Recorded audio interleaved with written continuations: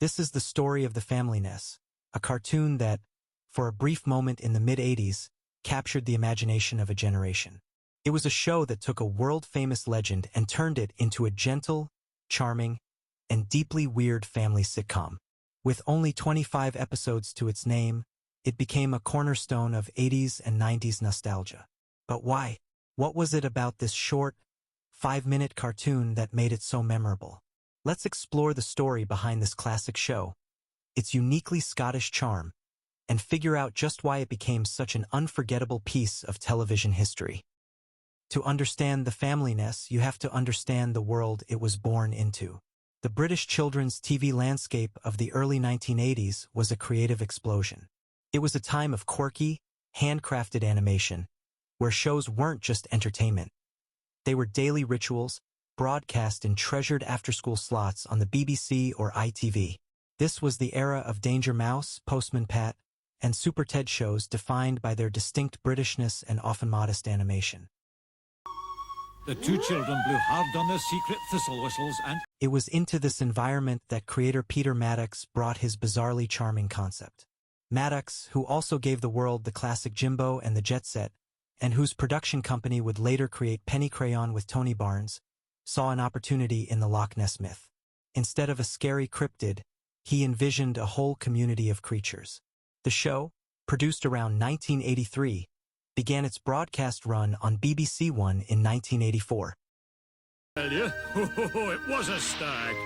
Now, a bet's a bet, so I think you'd hand over that gold coin. The premise was brilliantly simple. On the shores of Loch Ness live the Mactoot siblings, Elspeth and Angus.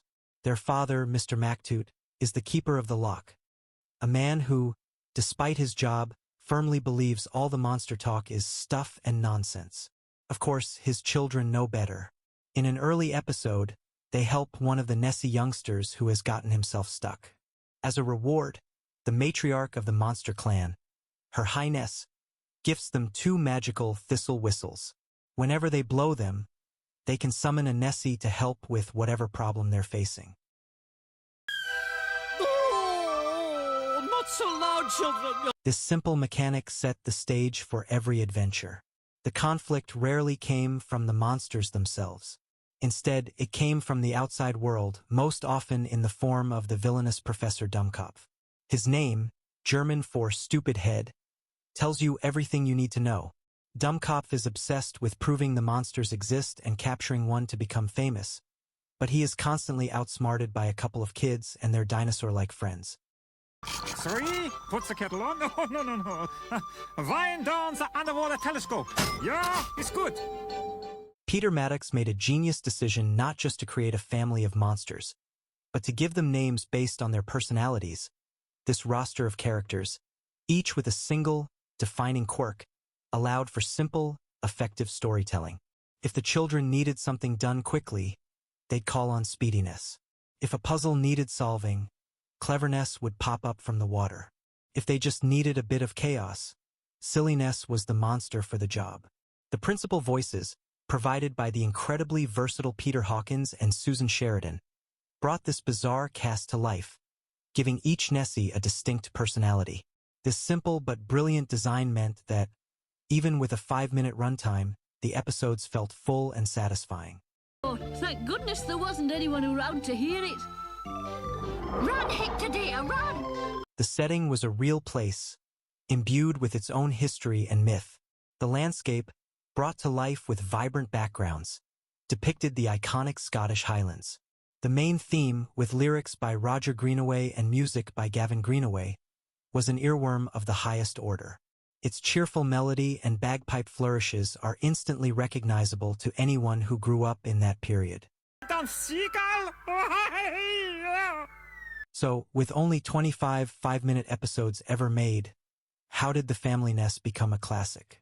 The first reason is, paradoxically, its brevity. The show never had a chance to get stale. It existed as a short, concentrated burst of creativity, leaving you wanting more. The second, and perhaps most crucial factor, was its seemingly endless cycle of repeats. After its initial run from 1984 to 1985, the show remained a fixture in the BBC's children's programming blocks for years. The The Family-Ness did something different. It presented two distinct families, one human, one monster, and built stories around their interaction. What do you think? Were you a fan of the Family-Ness? What other forgotten gems from the 80s and 90s are lodged in your memory? So, whatever happened to the Family-Ness? The simple answer is that it ended. Production histories for shows of this era are often sparse, but there were no dramatic cancellations or controversies. The Family-Ness was a perfect little capsule of 1980s British animation. So we wave goodbye to the Family-Ness and thank you for watching our look back at another classic.